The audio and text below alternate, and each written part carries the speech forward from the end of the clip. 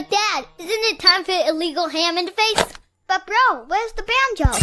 Some Cleveland sports shows try to give you hot takes, but only one can give you a big old piece of hot ham. Welcome to Illegal Ham to the Face. Talking all Cleveland sports. And don't forget our Fat Boy Tuesday, where we also ham it up with some fun food topics. Without further ado, let's serve up some ham. Here are the Ham Boys, Fatty, and Big Bry. What's going on, everybody? Welcome on in to another episode of Illegal Ham to the Face. As we dive in tonight to college football national championship, also the coaching carousel keeps spinning round and round, with the exception of one person who got off the merry-go-round. We will also talk Fat Boy Tuesday. We're talking subs tonight. It is my turn for trivia tonight. Bri, be prepared. We're going to do some college football trivia tonight. You hit me one with last week. I got you another one on this week. And then we're going to do our top three tonight, our Cinderella stories, college football Cinderella stories, because there was a beautiful one last night with the beautiful state of Indiana, which we'll get in here a little bit. Go give us that like and subscribe and give us a click there. And also, you can join in on the comments live. Always have them up here. We already got two in. It's probably going to be James and Justin. There is James. There is. Oh, my Lord. There's my sister. All right, so she's in here. No, it looks like we just stuck it out with Kevin. Yeah, well, a lot of people are. Yeah, it's getting kind of crazy out there on the coaching search. So, all right, everybody, thank you for joining us. Bri, my friend, how are you doing? Like I told you earlier, I'm living the dream. Other than the bitter cold, which is kind of what we're used to this time of year in Cleveland. 2026 is off to a pretty good start. Yeah, well, hey, bud, bitter cold does not mean school cancellations. That is past. Oh, no? Kids still had to go in? No, like they closed school yesterday afternoon. Oh, yeah, right. They were already off for Martin Luther King Jr. Day, and then we got the text at like 2 o'clock or 2:30 in the afternoon saying they're closing for the next day. So, Brian, it is past bitter cold. It is, as we like to say at work, it's colder than a witch's, if you know the phrase, you know what it is. So, let's see here. Jocelyn, oh, yes, it does. Oh, here we go. Slosh Sports Talk. Grant Udinski coming to Cleveland. And Justin just So, they're all here tonight. We're all joined in. We're having a great time, bud. Brian, do you got any shout-outs tonight? Anything you want to get off your chest before we start the show? No, not really. Other than last weekend, it was my family does it this time every year, is the cabin weekend down in Hocking Hills. So we had a blast down there. Ate way too much, drank way too much, had a lot of fun. I was only down there for, I think, 24 hours, but thank goodness nowadays they have better reception, better cell service. So we were able to watch a lot of the football games this weekend. So it just kind of made my day, just laying around, taking naps whenever you want, having a cold beer whenever you want, eating lots of food, and watching football. So I was in my element. It was pretty awesome. Awesome. Did somebody bring their special ping pong paddle? I believe so. I did play. Him and I played a couple games together. And I think he even asked me, "Oh, did you bring the paddle?" And I'm like, "No, I'll just use whatever they got." So he probably carried us, but I held my own for, nowadays I'm down to playing ping pong once a year. So as long as I can stay afloat, I feel like I'm not hurting the team too much. Justin said, well, I didn't win the money line, but I did bet on Mendoza scoring a touchdown, about $25 profit. Okay. I like that. Matt from Slush Sports said there's no such thing as drinking too much. And Justin said, shout out to the end of the SEC dominance, 3 Big Ten natties in a row. 2 undefeated I know, right? national champs. Pretty good. All right, we'll get into Indiana and their wonderful run that they had. But, Bri, it is my turn for trivia tonight, which is brought to you by City Dogs Cleveland. If you can adopt a city dog, especially on a cold day like today, give them a nice warm home to go to. Please adopt a city dog from City Dogs Cleveland. If you cannot adopt, volunteer, donate, do whatever you can to help out a city dog from City Dogs Cleveland. They take cash, they take food, they take peanut butter, they take everything. So please go help them out at City Dogs Cleveland. Brian, let me play the trivia sounder. We will bump back with some college football trivia. You better buckle Buttercup. It's going to be a fun one.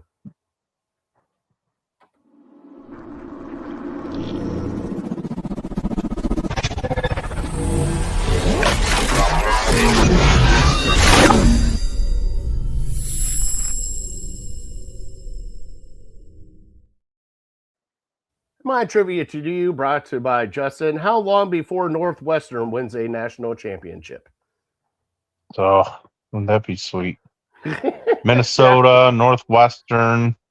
A lot of not great teams, but that's what Indiana was 2 years ago. Right. I think I saw they won one conference game 2 or 3 years ago. Maryland, Rutgers, Purdue. Oh, Yeah. Purdue. I forget about Purdue. Yeah. Everybody forgets about Purdue. All right, Brian. So the great trivia I have for you tonight is, Brian, this is the first time in a while that this has happened. First time in a while that the Heisman Trophy winner has won a national championship. First off, can you tell me the last Heisman Trophy winner that just won that year also went on to win the national championship?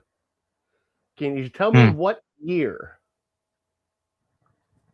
Last time a Heisman winner won the national title, huh? Mm-hmm. Okay. I had a similar, and maybe we'll get to it next week. I had a similar trivia for you, but there was one more layer to it. So I'll build up next week. But yeah, I don't think it's the correct answer. So I'll have to think about it. Okay, I got a name. Why do you think it's not the correct answer? So, well, I guess to give you the what I saw, it was on the broadcast last night. So if you were watching it, you probably saw it.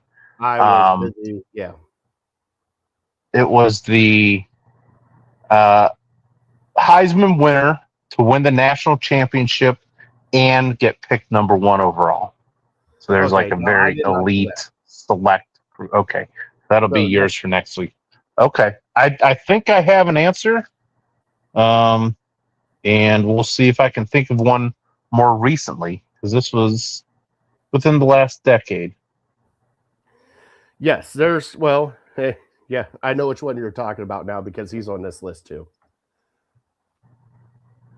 We'll see. Oh, okay. Right. Like I said, I gotta think if there's somebody more recent than this guy. So there might be. Okay. I hear what you're saying. I think I know which guy you're talking about, though. Are you talking about a certain quarterback in Cincinnati? No, I think there's somebody more recent than him. No, really? Oh, do tell. Is that maybe I thought of one that you didn't think of. Oh no, it's on the list. I have the list. I was talking about your question. Just to clarify, you said a player that has won the Heisman Trophy and the national championship, correct? In the same year. In the same year. Yep. Gotcha. Okay. Yes. I think we'll see. Yeah, we'll see. And Justin, I don't think it's happened in the last. Well, Ohio State was last year. Michigan was the year before that. So scratch out those 2 years. Mm-hmm. So I got 2 years that I got to think if the guy who won the Heisman won the national title. And I'll stew on it. Troy Smith. Troy Smith did not win a national championship with your Ohio State Buckeyes, even though he was a Heisman Trophy winner. Oh, right. Has to win. Yeah, he's got to win the national championship, Brian. I got you. All right, let's get into that game, Brian. Now, I only got to watch bits and pieces of it because I was at one of our sponsors' events, which is Lake Erie APA. We have our Lake Erie APA Cash Cup going on right now. So I was there playing pool later, but I tried to dabble in the best as I could to watch what it was. I heard there was a lot of flags that should have been thrown that were not thrown. The officials actually letting them play out. I do know that I didn't get to see Michael Irvin sit there and take his belt off like a 60-year-old man and spank a water cooler. That was kind of a bonus. So I mean, Bri, you gotta fill me in here. I know Indiana won. Indiana looked like they were the better team all around. But how did the game go down? And by the way, how did our number 6 overall pick in the 2026 NFL draft, Carson Beck, look? Well, I'll be honest. I didn't watch the whole thing either. Putting it on a Monday night, working in the morning, starting it at 7:30. So it was slow moving early on in the first half, and so I think maybe only 3 points were scored in the first quarter, and so your boy fell asleep on his recliner. That happened. And woke up about halftime, and then went upstairs. Tried to fall asleep, couldn't fall asleep, so I put it back on, and I kind of saw a little bit in the fourth quarter, and then at that point I was like, all right, because I had early morning this morning, so I said, all right, I'm just going to record the rest of the game. I'll finish watching it in the morning. So that's kind of what I did. Now it's difficult. I hate doing that because you always seem to be at social media or a picture on Sports Center, when you go on your TV and it'll say, oh, you can watch Sports Center. And then there's like a picture of the winning team or the winning player. You're like, okay, that gave it away who wins. So like you have to really be thorough in trying to avoid everything. And, updates, I get updates on my phone that, come across the notifications that kind of tell you. So you really have to be cognizant of avoiding all that. So I kind of did that, and I watched the last maybe 8 minutes of the game this morning. So it was like I said, a slow start, but then I feel like the fourth quarter really got rocking and rolling, and Mendoza was making play after play when they absolutely had to have it. I don't think his stats look great on paper, but whenever third down, fourth down, I'm sure you saw the fourth down play where he needed 5 and he ended up scoring a touchdown with his legs, like just all effort. And so, I feel like it was a great ending. Then Miami getting the ball, forcing the field goal at the end of the game, and holding it to within 6, and then getting the ball back, and a touchdown wins the national title. And they had 2 minutes to do it, and Beck's kind of moving them down the field, got a roughing the passer, and then a big play, maybe a big run. So they're moving the ball down the field, and they got it to within the 30 or 40 yard line, and then Beck, just for whatever reason, just chucked one up there, and it ended up being in double coverage, and it got picked off. And I kind of saw similar traits with Caleb Williams in that game. Hopefully you watched the game on Sunday with the Bears and the Rams. I don't know, Tom Brady won 7 championships checking the ball down. But like Caleb Williams, Carson Beck, that are like even Josh Allen a little bit in the game on Saturday, like they're chucking it downfield when they don't really have to, and it's just a matter of time before a ball gets tipped or a ball goes off a guy's hands or a ball gets picked off, and then it's end of the game. And so that was similar takeaways between those 3 games or those 2 games and then last night's game. Just yeah, Carson Beck just has to be more disciplined there and just keep moving the chains, keep moving the ball down the field. I know eventually you have to take your strike, but yeah, I feel like he went for the gusto a little too much and it bit him in the butt. So he does sound like a Cleveland Brown quarterback. So we should draft him at 6. Well, Shador I'm just- Sanders for sure. I feel like Shador has similar traits to where sometimes you just got to take what the defense gives you, and as long as you keep moving the ball, then that's okay. And you have to pick and choose your shots. Yeah. Brian, what did you? So from what I heard and from what I've been hearing, like Indiana just played. How can I explain it? They kind of played smart football. They didn't turn the ball over. They didn't do anything super extravagant, and they just kept it right in front of them. They didn't try to do too much. I mean, is that what you got out of this game? That's what Indiana's been doing all year. Like they don't turn the ball over. They don't get penalized. They're just a very smart, mature football team. And then they have a quarterback that can make the plays on third downs to keep the drives going. And they have a pretty good running game, pretty good line of scrimmage, offensive and defensive, and then a pretty good defense. And so I feel like they're a pretty good all-around team. But yeah, they're not the 2019 LSU Tigers. No. They're not this high-flying team, even though they put up tons of points against Oregon and Alabama. But yeah, they handle their business. They're not going to beat themselves, and you're just going to have a better effort, and you're going to have to make plays in crunch time, which a lot of college age kids have trouble doing. Well, and here is the next question I get to prepare to you, Bri. Indiana won the national championship. It's hard for me to say, but Indiana Hoosiers won the college football national championship. Now, I do have to ask, they're trendsetters now.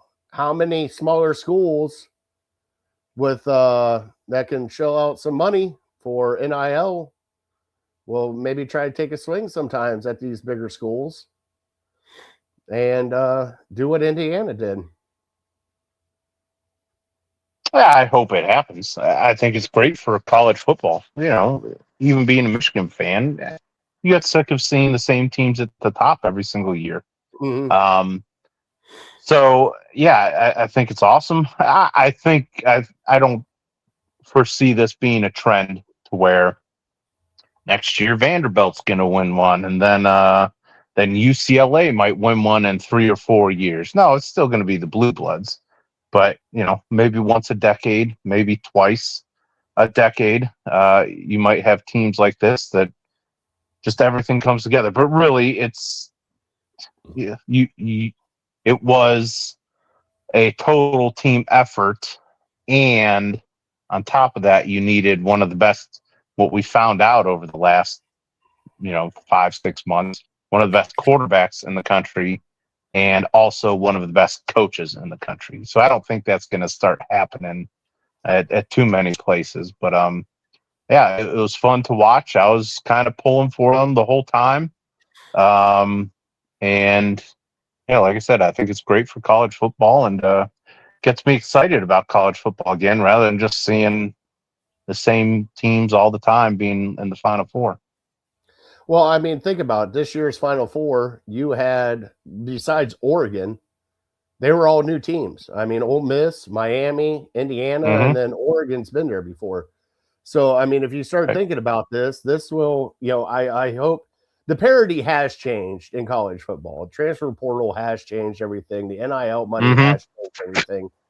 So, like, even Ole Miss, going into the, I wouldn't say transfer portal, but getting a, junior college, not even a junior college, Division II, quarterback that's won national championships, bringing him up.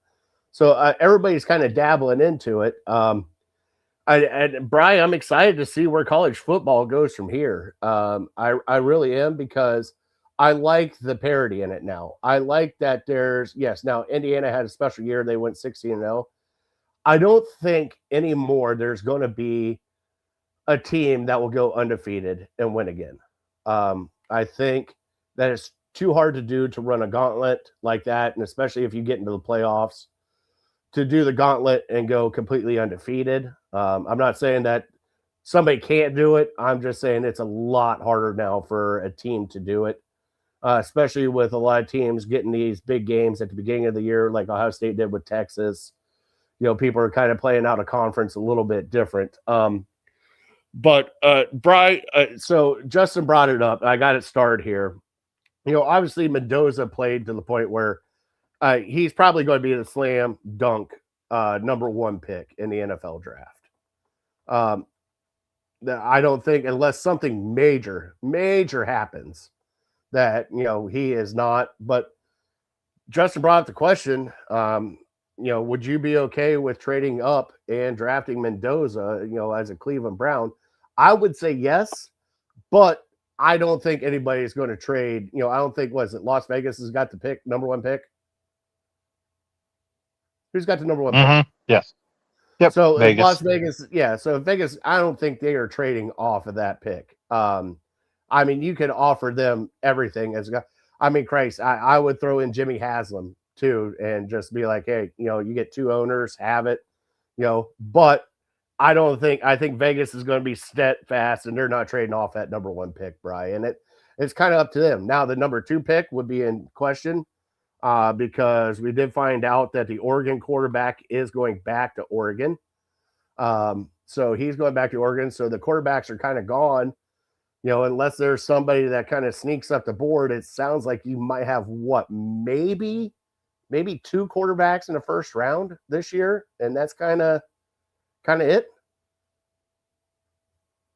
Yeah, similar to last year. You have the number 1 overall pick that the team is not trading. Now, I would say the Raiders are even less likely to trade the number 1 pick this year than the Titans were last year. And so, yeah, Mendoza's, even though he hasn't put up the eye-popping numbers that Joe Burrow has, he's reaching Joe Burrow status to where, yeah, there's one team that gets a shot at him unless you're going to trade first-round picks for the next 5 to 7 years, which we know is just impossible.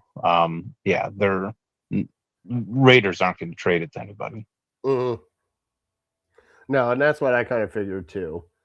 Bri, I do have to say, I got to give Miami kudos. They did play all the way down to the last bit of it. Everybody left their heart out. It was a national championship. It wasn't a blowout. It was a good game, and I'm glad it was a good game. Yeah.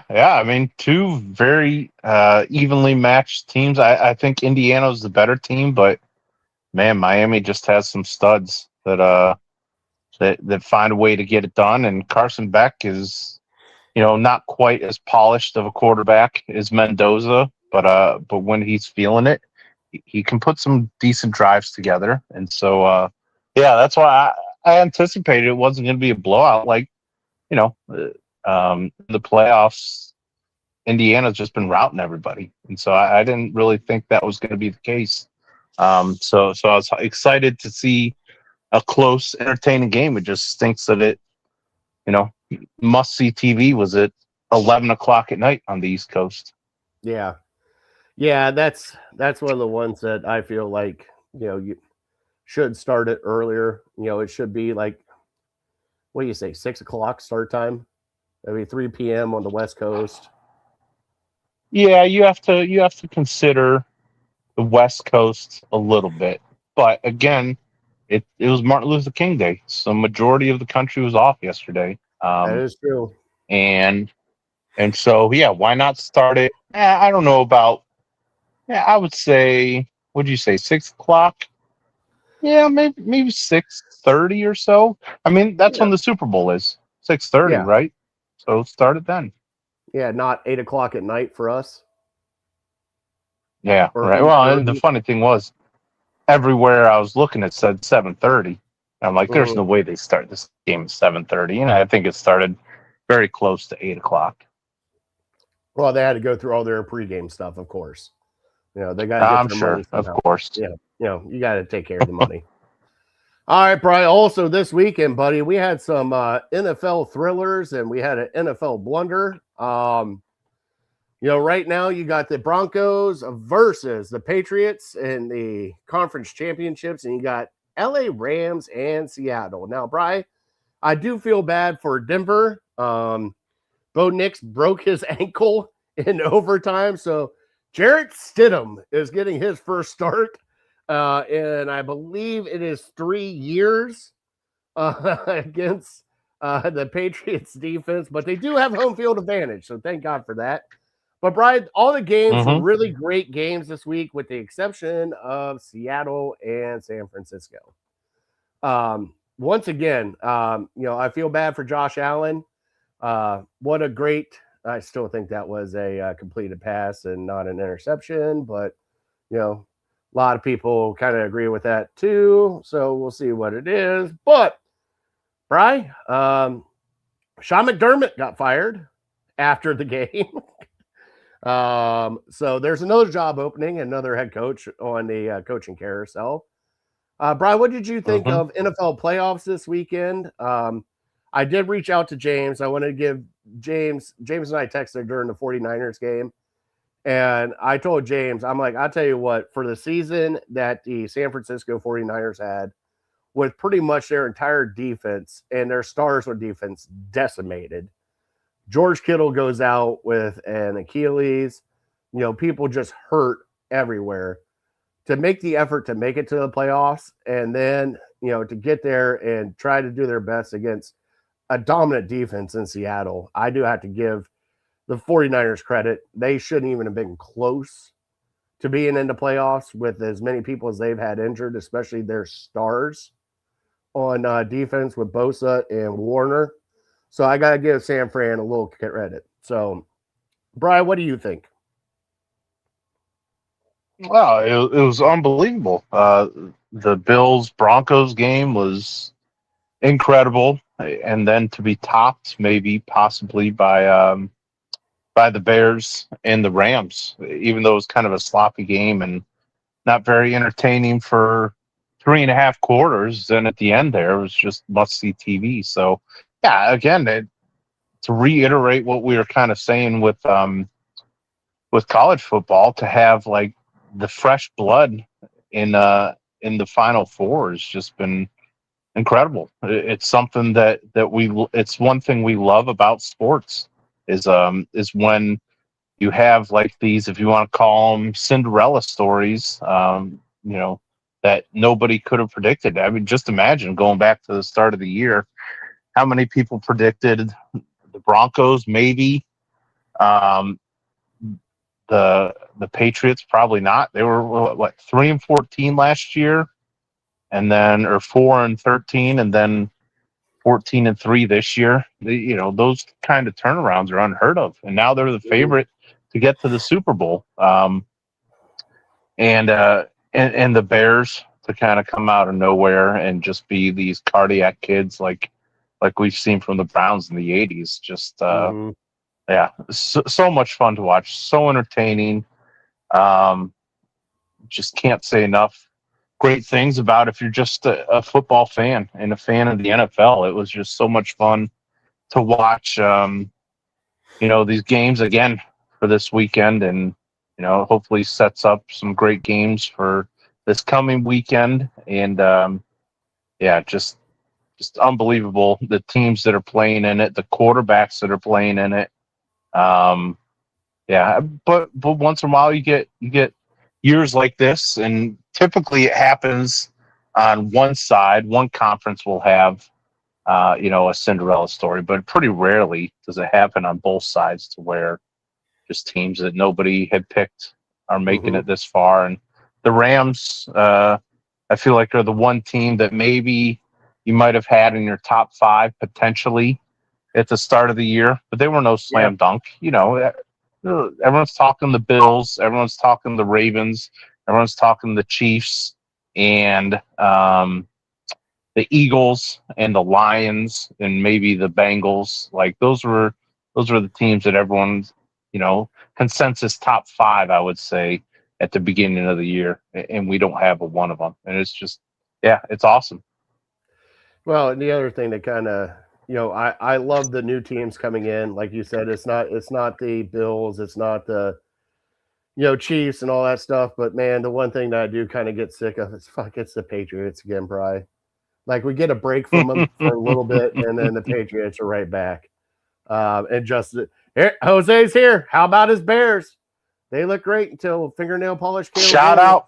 Decided to throw it out. Shout out, Jose. That was incredible. One of the craziest plays I think I've ever seen from Caleb Williams there. Like he did, like it was like a Hail Mary from what was it, like the 15-yard line or something, or 10-yard line they were on, and it was a Hail Mary because he took the snap and he just ran 20 yards backwards. I'm like, you moron! You have to be the dumbest quarterback on any level that I've ever seen. And then he just heaves it up there, and it's a completed catch. Like, just unbelievable. Kind of like that's all I have to. I'm speechless. What? No, greater than Eli Manning. What was Eli Manning? Oh, the Manningham catch. Yeah. Yeah, but he, like, Eli was just fending out. It was an incredible one-man effort, and then he basically threw just a prayer up, and somehow it was caught. Like Caleb Williams did everything wrong, and then he made an incredible pass, but 9 times out of 10 that's still probably tipped off or tipped away, if not intercepted. Probably intercepted most times. When he threw it, the guy wasn't open when he threw it, and just miraculously, and it wasn't even a push off when you watched the replay. The guy just, was out of position or had his weight leaning on one leg, or maybe just lost his footing in that terrible weather. I can't explain it. Like, just nothing about that play makes sense. Well, Brian, with everything now, we're whittled down to 4 teams. This is what I said. Brian, Jose, I hope everything is going great for you over in Chicago, my friend. I really do. I hope you're well. Miss you. So I hope everything's going well. Brian, with that being said, we got the 4 teams. Who do you think is coming out and playing in the Super Bowl, bud? We get a 50-50 shot now. Yeah, and well, to start with the NFC, it's, I believe, truly a 50-50 shot. Yes. I would probably, your head tells you to pick the Rams. They're a more talented team. They have more experienced coach. But how do you pick against Seattle right now? Like, nothing that they're doing is really spectacular. There's nothing that they do that you can count on week in and week out. But their defense is better than what most people think. The running game, I don't know who it's going to be, which running back it's going to be, but they seem to just find a way to get it done. And then Sam Darnold just kind of does enough. It seems like they're usually playing with a 2-touchdown lead, or their kicker's going 6 for 6 on field goals. Like, they just somehow, some way, they find a way to get these wins, and sometimes it's not even close, and they just pull them out in the end. And again, it doesn't make a whole lot of sense. So I would guess back against the wall, I pick Seattle. And then, I mean, the Knicks injury, the Stidham playing, it's going to be hard to pick the Broncos. So I will go Patriots there. Yeah, Patriots defense has been playing outstanding, and boy, Vrabel's got them going. If you watch the game against the Texans, they didn't even really play that well. It's just like they got lots of turnovers, and Houston's offense couldn't really do much. Brian, that's on the defense. The defense gets the turnovers. Yeah. I don't know what. There was 4 interceptions thrown by C.J. Stroud. I mean, I understand that it might not have in been the first half, was it? Yeah. I mean, at that point in time. But, man, I'm telling you what, the one storyline that I am super looking forward to in the Seahawks and the Rams game. Actually, it's two. First off, Sam Darnold. That storyline, getting bumped out by a hack has-been from Michigan, who can't even stay healthy. Oh, I didn't even I could have taken a shot at CJ Stroud and how terrible right. he is, a bottom he was 5 quarterback. I tried to stay above it, but okay. Just like Deshaun Watson was at Houston Texans. All right, but Deshaun Watson was a bottom 5 quarterback for the first 4 years he was there. No, you misremember that. I misremember a lot of things, Brian. He wasn't as bad as CJ Stroud has been this playoffs. I tell you that much. I do not misremember. Nobody's giving up 3 first-round picks for that. Right, I do not misremember. Somebody taking the Vikings to the playoffs while somebody else is hurt, and then they don't want to pay that man, and decide to go with the rookie that was hurt again. So I kind of, but also, all right, we're off that one. Yeah. But the one I am actually looking forward to, Brian, who was the leading wide receiver for the Seattle Seahawks in their game?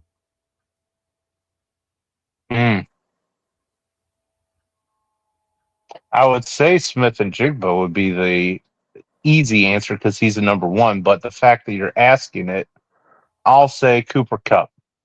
Cooper Kupp is back, baby. Was it?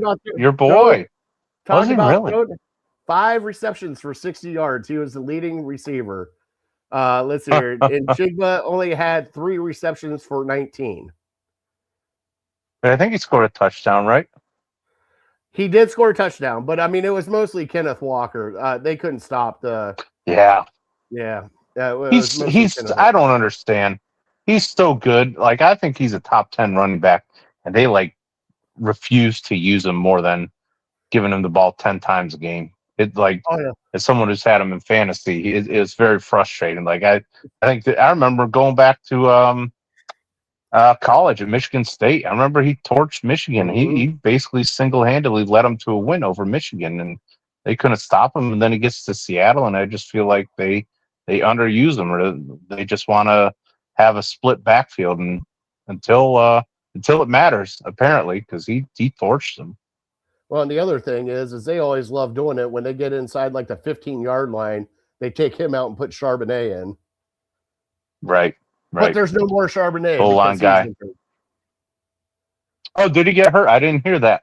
Yeah, he got hurt. I don't know if he's going to play this game or not, but that's why Kenneth Walker got pretty much the bulk of everything, because Charbonnet got hurt.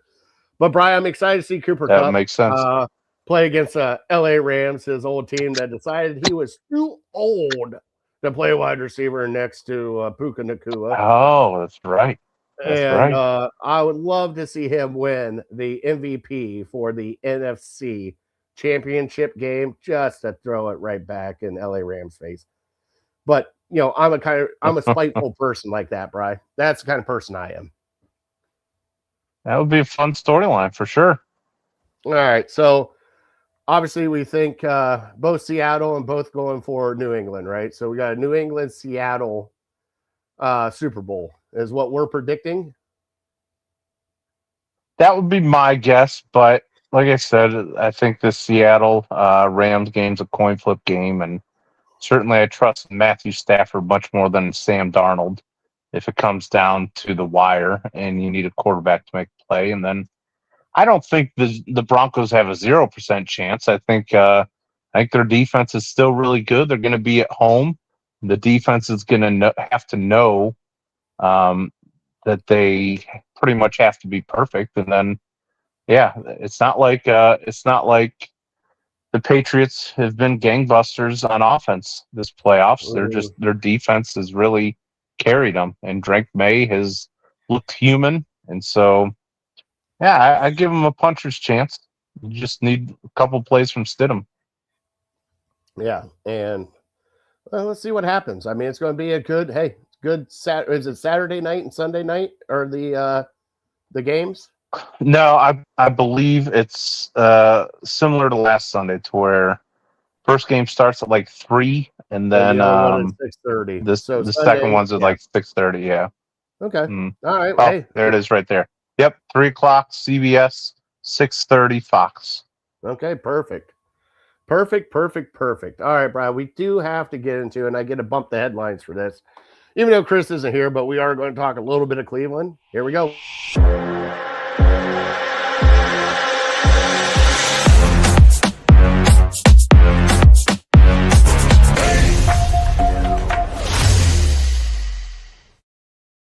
All right, Bri.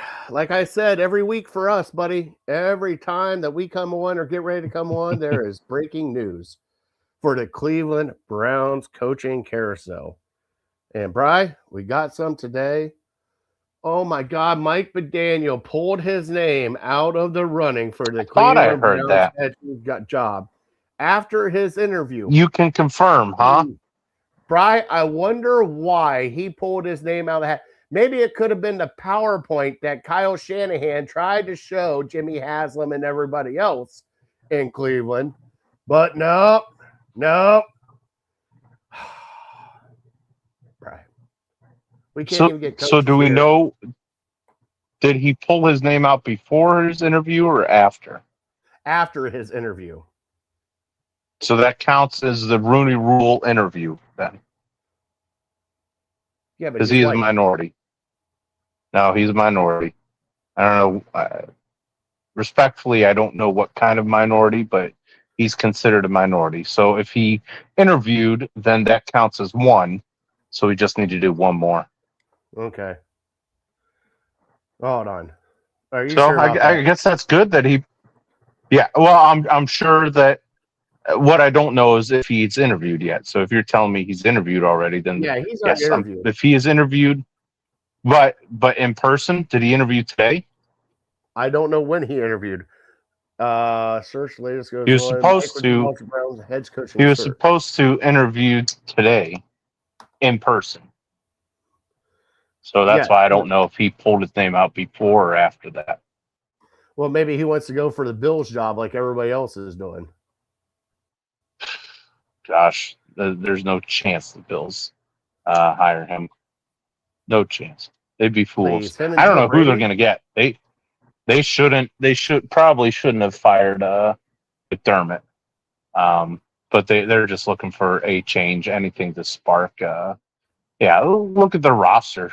You got Josh Allen. You got James Cook has turned into a pretty good running back, and then they got some pieces on defense, but that's about it.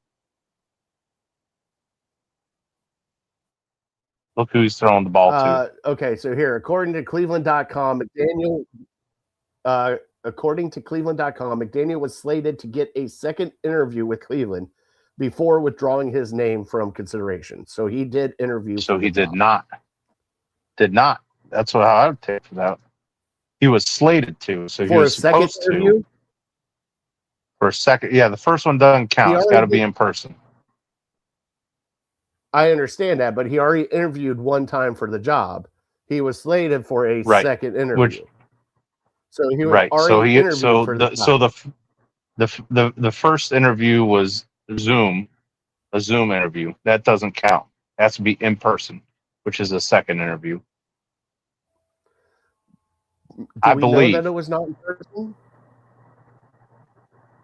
Yeah, from what I understand, and correct me if I'm wrong if somebody out there knows any better, but from what I understand, all first interviews are the Zoom interviews. And then if you bring them back for a second interview, that would be in person. So that's the one that really counts.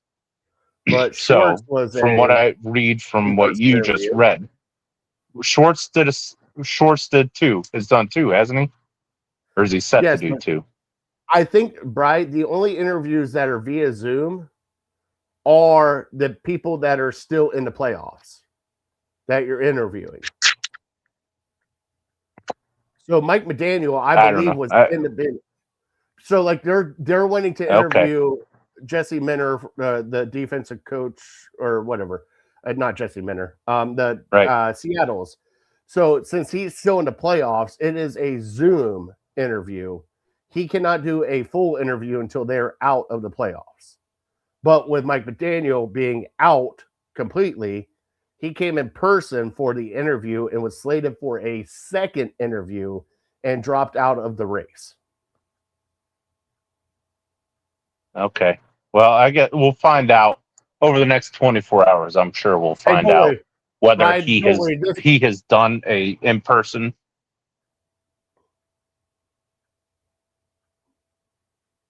Don't worry. This will be clipped, and then we'll be called Cletus and Fetus all over again, and they'll let us know because No, everybody else knows better one than us. one of us is bound to be right because we differ in our opinions. You think he's already done an in-person interview, and I think he is not. So one of us is going to be right. So it's either Cletus or Fetus.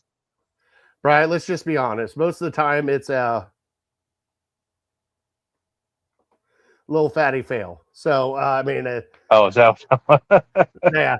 No, and the only reason it really matters is because we have to abide by this Rooney Rule, and so now I guess maybe they have updated it to now you have to interview 2 minority candidates in person, and so McDaniels was slated to be one, and then the Shield House was supposed to be the other, which he can't interview in person until next week because his team is in the playoffs. So even Yes. if they win, they'll have 2 weeks off before the Super Bowl. So he'll be able to travel around more and do these in-person interviews. So that's why you hear a lot of people saying don't expect an announcement of who our head coach is this week.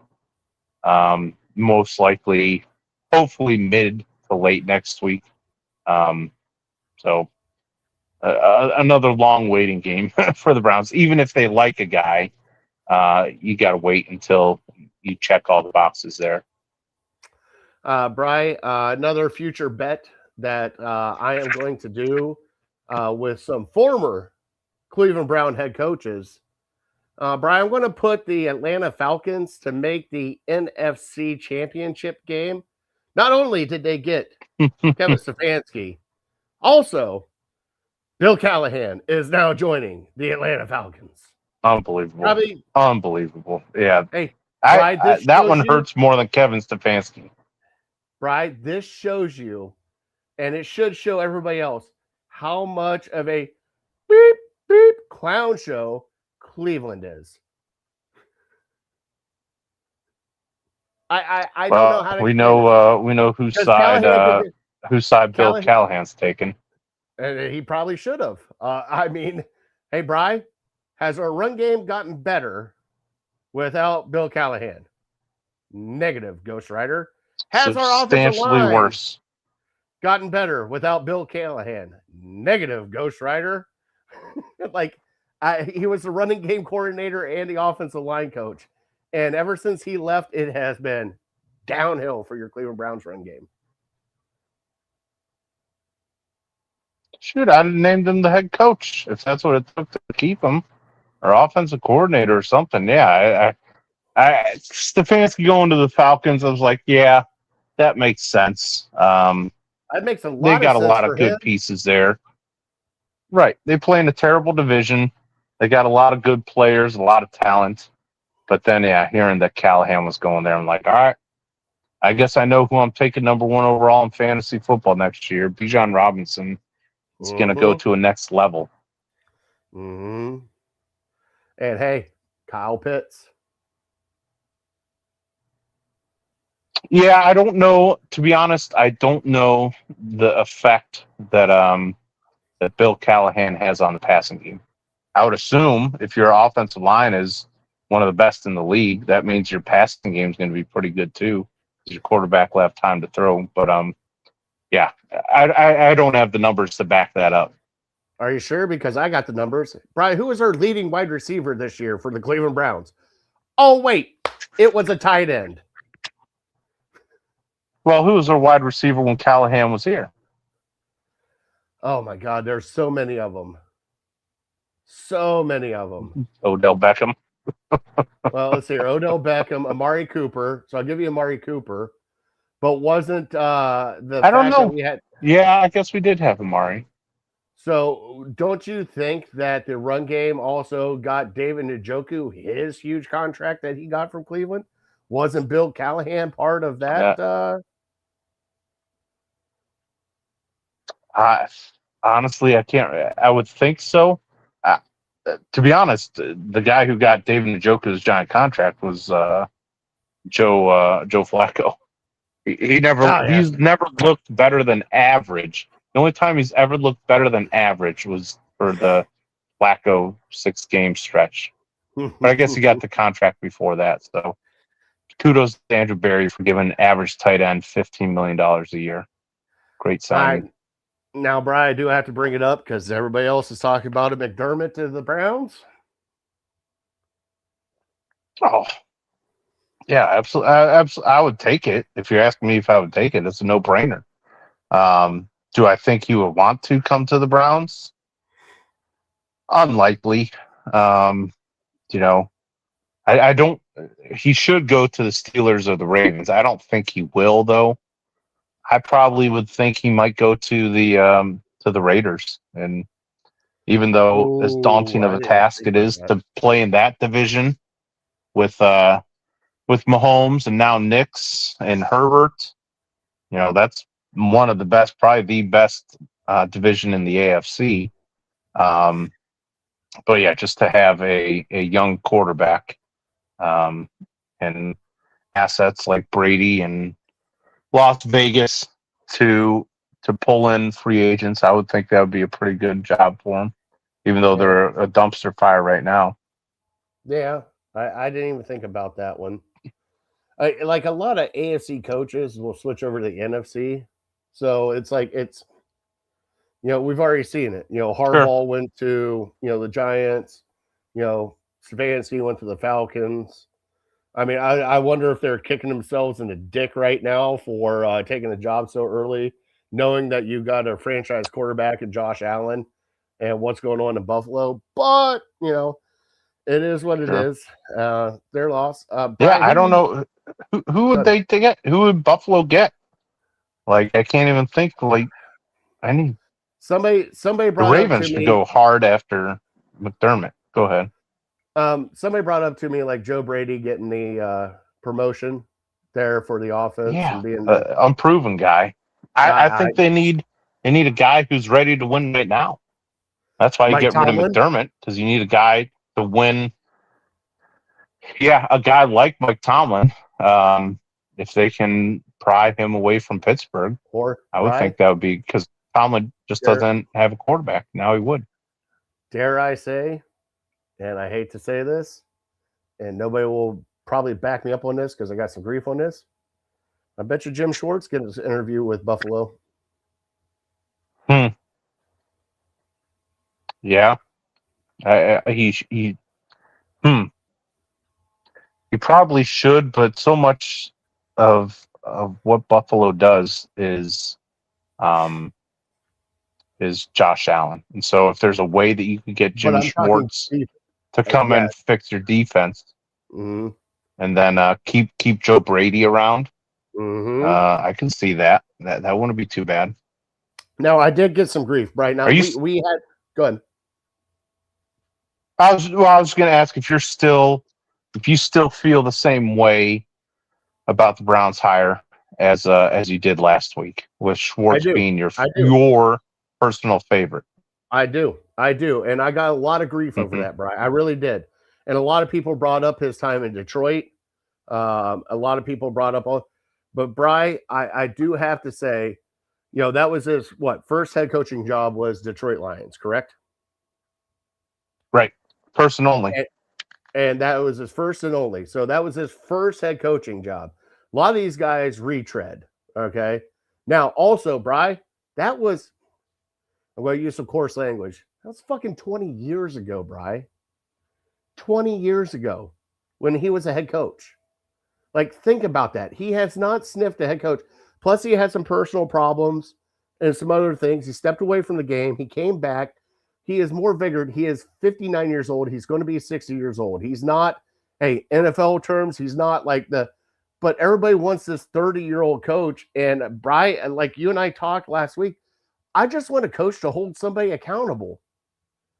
Like, that's all I want. I don't want a coach in here. I want some coach. Like I said, I tried to give Kevin Stefanski his balls back for Christmas. and it didn't happen. Like, Brian, I just want somebody to come in here with some vigor and just take over this team and be like, we are the Cleveland Browns. We have been horrible for this long. It stops now. And I think Jim Schwartz can be to that me, guy.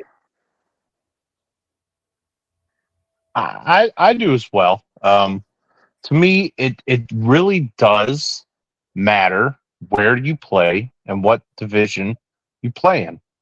Like, I don't think Sean McVay, if he goes to the Steelers, he's going to be like as great and as successful as he is with the with Los Angeles and La La Land. Like, you need somebody to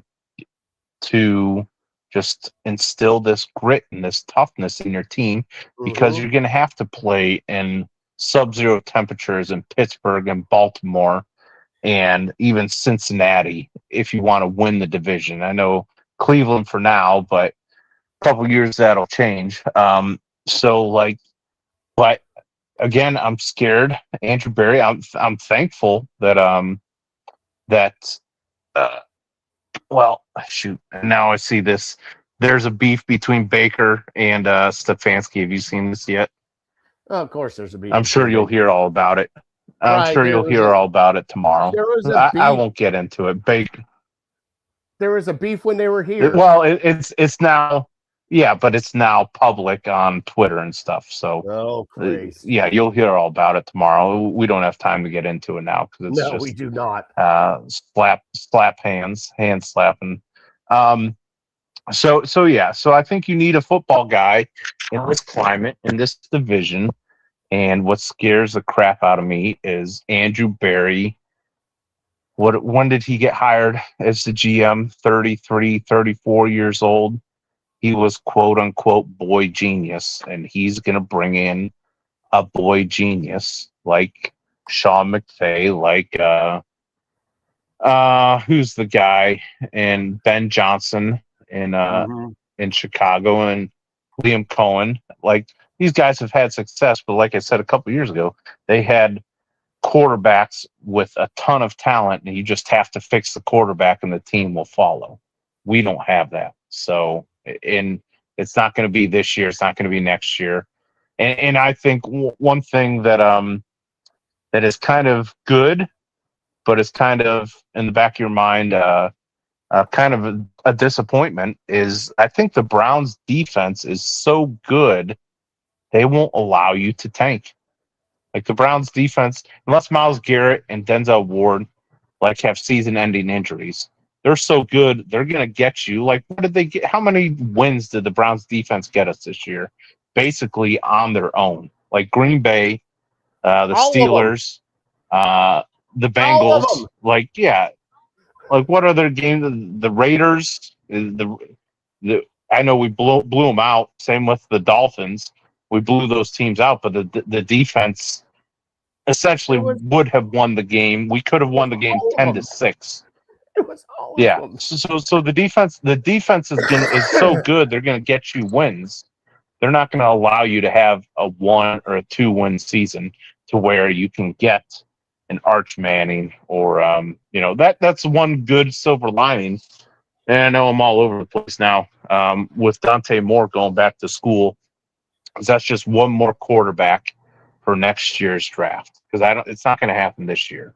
For next year's draft, where hopefully it's not a 1 quarterback draft, it's not a 2 quarterback draft, it's a draft like we saw a couple years ago where there's 5 quarterbacks drafted in the top 15. And so that's what we're going to need, to be picking 8 to 10 and to have the 4th best quarterback, who's still a first-round quarterback, fall to us at 8 or 10, and we can select him there and hope that he can kind of become our voters. That's how I see us crawling out of this hole. Unless, God forbid, somehow, some way, Shedeur Sanders or Deshaun Watson wakes up and figures out how to play NFL football sometime this season, which isn't likely. So that's how the Browns are going to claw out of this, is we're going to have a pick somewhere between 6 and 12 and just hope that there's enough good quarterbacks in that year's draft to where we can get a quarterback and build around him. All right, so Brian, all that stuff's coming about Baker. We'll get into that next week. And Yeah, it's not really important. It's just funny. I do have a topic I written down, and you and I will talk about it after the show that we're going to get into next week. Because I think as Browns fans, I really think you and I need to get into it. And it's not Brian, it's just an honest conversation with each other. That's all it is. It's not like a big fight. Like, oh my God, Fatty and Brian are going back and forth at each other, cussing at each other. It's not it's an honest conversation because that's what we do here on Illegal Ham to the Face. But Brian, the next honest question we got to talk about tonight, Brian, we said it last week. We started talking about it. It's time for Fat Boy Tuesday. It's time to talk some subs and some sub sandwiches, my friend. Are you ready? Yes, sir. Here we go.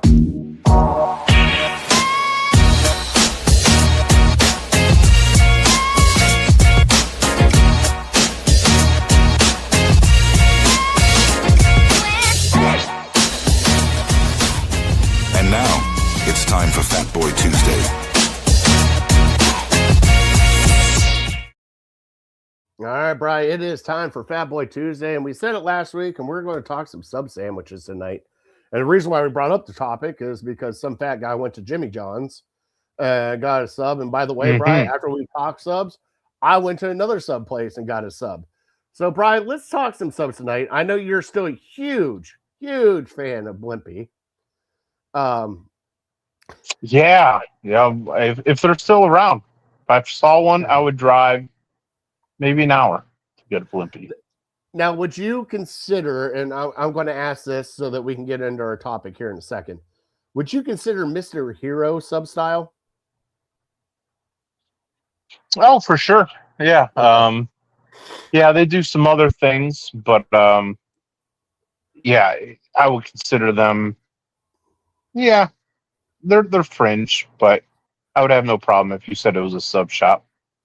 All right, so here in Cleveland, we have all the classic sub play. I mean, we got Jimmy John's, we got Jersey Mike's, you got Subway. We do have a DeBella's. We got Dave's Cosmic Subs, which are here. Firehouse Subs, which are here. Penn Station. Oh my God, what am I forgetting? There's so many more that I'm forgetting. So many more that I'm forgetting. I forgot a lot of those. So, Bri, some of these places, like if you're passing a sub place and the names are up there, you get your choice. And, money is not involved. I know that some places are a little bit more expensive than other ones. What is your number one sub place that you're going to right out of the gate? Yeah, number one is DeBella's. Which we'll have to get into this another time. I was in the neck of the woods where DeBella's used to be, up near Pinecrest, whatever is that, Beechwood? Do we call that? Yeah, it's not on Harvard. Not there anymore. No. Guess what's there? Well, I don't think it is. In my mind, where it used to be, now there's a Dave's Hot Chicken, which you need to check out. Dave's Hot Chicken is legit. So we can get into that some other time. But DeBella's, there's one in Strongsville, off of 82 by the mall there. Other than that, I don't know where they're at. You might have to search them out. But yes, definitely worth the drive. Worth, if you do it a couple times a year, they are expensive for a sub, but if you do them a couple times a year, pretty good. But then also, what I find myself doing maybe more because it's for convenience, but also because they're not bad, is going to like a Get-Go and getting the sub the way you like it that way. So I'm not opposed to that.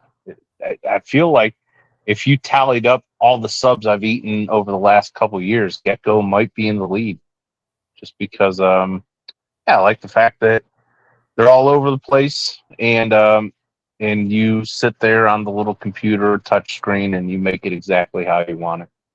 Now, Sheets has subs too, correct? Sheets does have subs. I would say not quite as good as Get-Go. Okay. All right.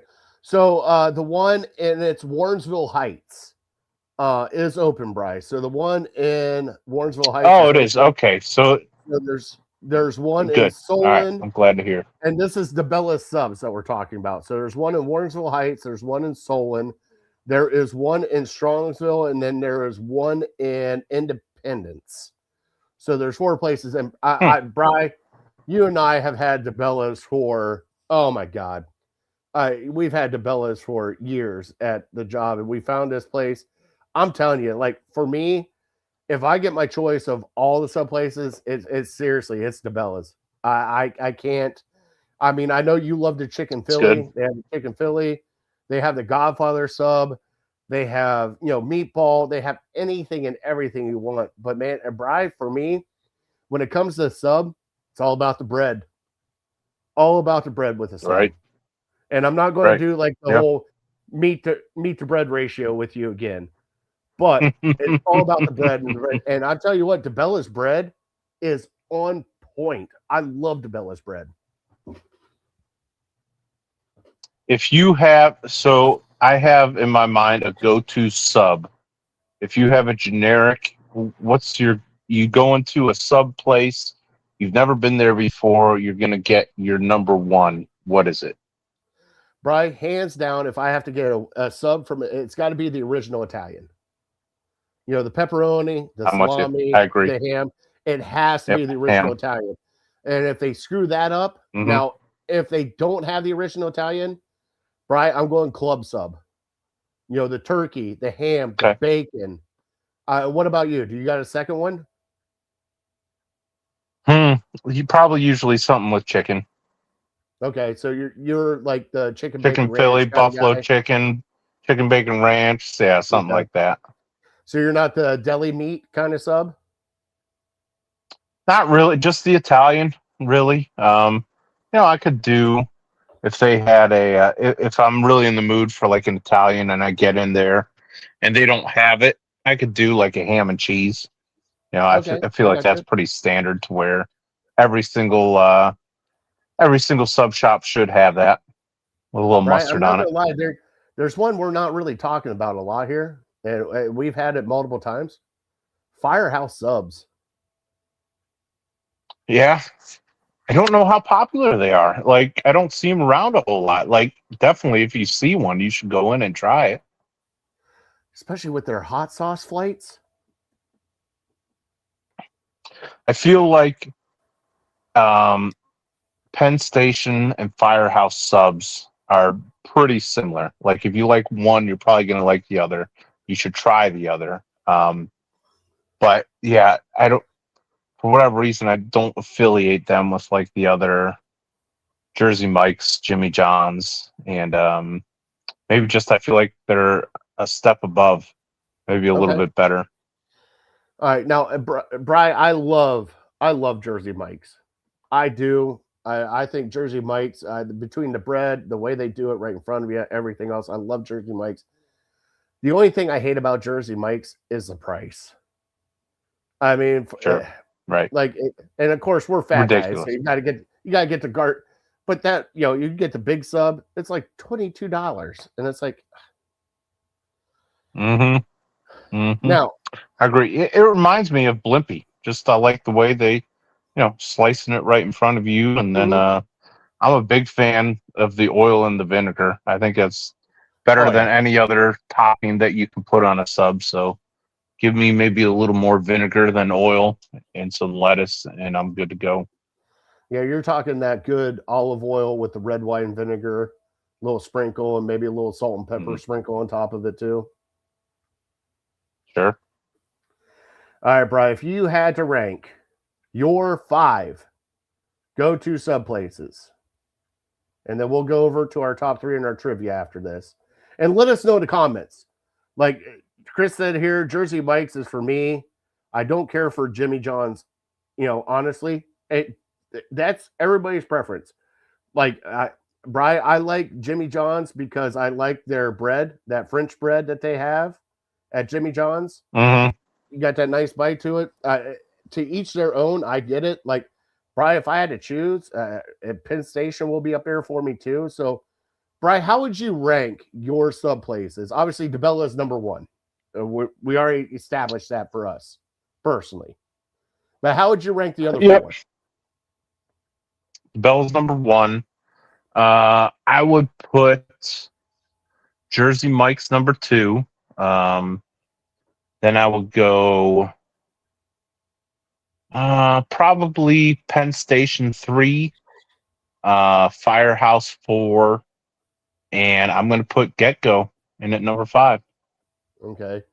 So for me, number 2, Bri, I'm going to go Jimmy John's for number 2. Number 3 for me is Jersey Mike's. Number 4 for me is Penn Station. And then number 5 for me, Bri, has got to be Firehouse subs. Sure. I don't get Firehouse that often. And everybody, there's nothing wrong with a Subway sub. Every now and then you get a little Subway sub. I mean, but Bri, I miss the $5 footlongs like everybody else does, especially for the month of February, which is coming up. Do they do that still? No, God, no. They stopped that. Hey, okay. I think we broke them. Actually, the Subway that we used to love so much, Bri, has closed down because I think we broke them. Sure. I to be honest, I haven't had Subway in probably 5 years. Like, I remember I went there. There was a Subway in like a Walmart that I was at like a year ago, and I looked up at the prices, and for whatever reason, I think my mind was still on $5 footlongs, and I look up and was it a BMT? Yeah. Italian BMT was like $11 or $12, and I'm like, forget that. I'm going to pay that much. I'll just get Jersey Mike's. Well, especially when they used to have like $7 ones. You got specials on certain days. Now, Bri, I'm not going to lie. Yeah. After we talked about subs, I did get the Subway on the way home. I got the meatball with pepperoni, with jalapenos and some of the creamy sriracha, a little spice to it. So I did go that way. After we talked subs. Oh yeah, I just like most of the time. Okay, we'll get into Subway later. We're making this more longer than what we need to make, but in the comments, I know I'm running low on battery here. No, we're good. We're going to go straight to the top 3, and then we are going to do our trivia, which is brought to you by City Dogs Cleveland. So let's do our top 3, and then we're closing it out.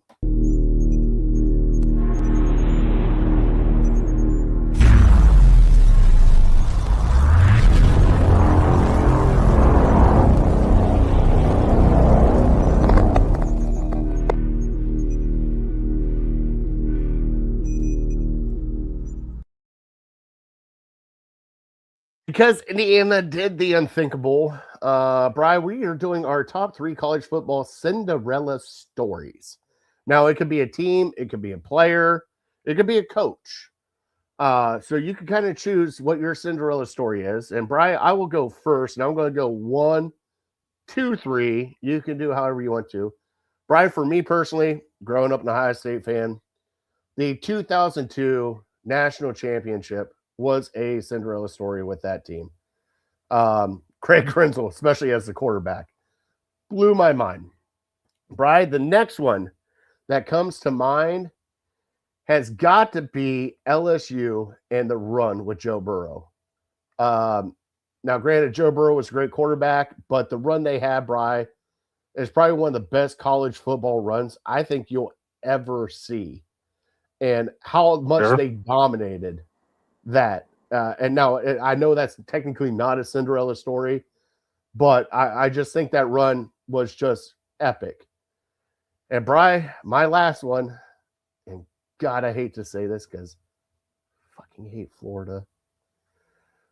The back-to-back, Tim Tebow, the Florida Gators. Or no. Last one, I think. Tim Tebow with the Florida Gators, had the chance at 2-time Heisman.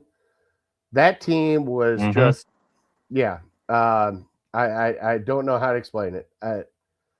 But yes, Ohio State 2002 was number one for me, Brian, because guess what? Nobody, and I mean nobody, gave them a chance. Nobody. Yeah, I think you're You mean to tell me there was a time nobody gave Ohio State a chance? Brian, against that team, which was an all-elite team from Miami, that everybody said that they would blow the doors off of You're Ohio saying State. just for that game. I Yeah. thought you were saying like at the beginning of the season, nobody gave him a chance.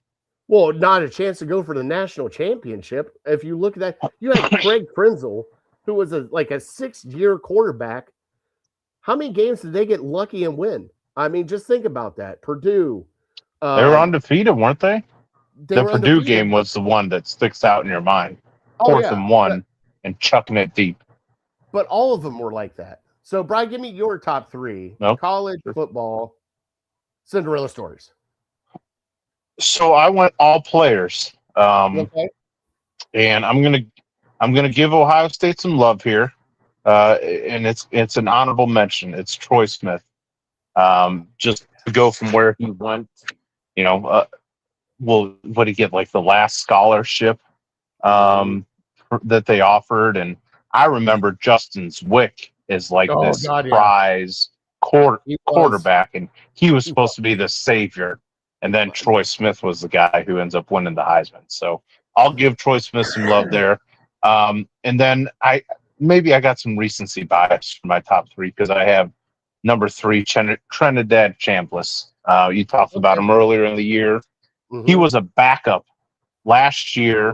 At the start of the year in 2024, he was a backup at a D2 school, which, is just maybe top 300 quarterback.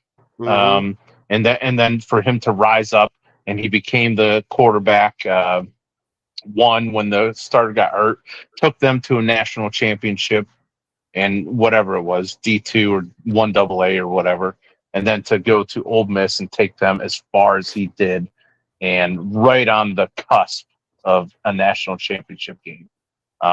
Just unbelievable, and hopefully we remember his story. And then number 2, also Ohio State ties Joe Burrow. Ohio State said he wasn't good enough, and then he goes down and he turns into one of the best seasons a quarterback has ever had. And then number 1, I'm going to say Mendoza, because 2-star recruit, couldn't even be a walk-on at Miami, makes his way up, goes to Cal and then Indiana, and then becomes one of the best college football players in the last 10, 20 years, probably. Mm-hmm. No, that's a great list, bud. So, I went teams, you went players. I'm running low. All right, so let's get to trivia. Trivia brought to you by City Dogs. Yep, Cleveland. Go ahead. I asked you the last person to win the Heisman Trophy and the national championship in the same year. My guess is 2020 Devontae Smith. Yes, he was a wide receiver at Alabama. Joe Burrow, 2019. Then it goes back to Derrick Henry. Then it goes back to a Browns quarterback, Jameis Schmamis. Yeah. And then the last one, Bri, 2010. If you can get this one, I'll high five you right now. 2010. Well, I got 2% left, so hopefully I get in before 2010. You said Heisman to win the national title. I'm going to say Sam Bradford. Cam Newton. Auburn. No, not 2010. 2010, Cam Newton. Yes, it was. He was drafted. Okay. Maybe was he drafted in 2011 then? Okay. Yes. Gotcha. Well, yeah, you just you blew up my question for you next week. You basically named all the guys there. I'm sorry. I'll come up with a new one, though. It was a similar question. So it was guys to win the national championship and Heisman and number 1 overall pick. And it was probably Mendoza, Burrow, Jameis, and Cam Newton. Okay. And Well, then a couple guys from like All the 40s or something like that. right. Well, you're just went sideways, so you are out. I love you, brother. God bless you. God bless everyone. We want to thank you guys so much for watching Legal Ham to the Face. Please give us that like and subscribe on all of our socials at Ham Legal. Also at Network 216, where you can get your Ohio sports content year round. As I do believe there is a Guards cast coming up soon with a special guest. So please stay tuned to at Network _216. All right. We are definitely uncorked, unloaded. We will see you guys next week. Have a great night. See you guys next Tuesday. Have a good one.